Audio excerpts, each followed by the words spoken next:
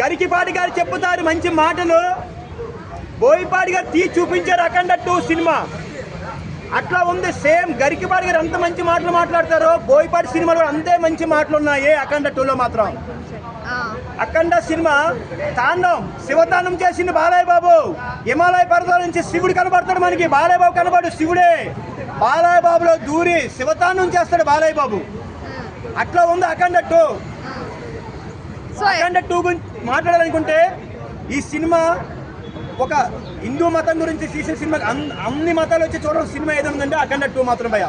అంత బాగుంది అఖండ 2. బాలయ్య బాబు ఆ రోజుల్లో మన బి గోపాల్ గారితో తీసిన సినిమా బ్లాక్ బస్టర్లు అయితే, ఈ రోజుల్లో బోయపాటి గారితో తీసిన సినిమాని బ్లాక్ బస్టర్లే.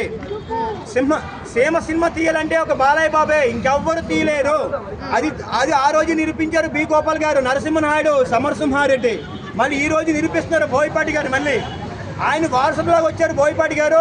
బాలయ్య బాబుకి మళ్ళీ బ్లాక్ బస్టర్ సినిమాలు ఇస్తున్నారు. సేమ్ బి గోపాల్ గారు అలా తీసేవారు ఆ విధంగా ఆ లైన్ నడుచుకుంటూ పోతున్నారు బి గోపాల్ గారు, మన బోయపాటి గారు. అట్లా ఉంది అఖండ 2.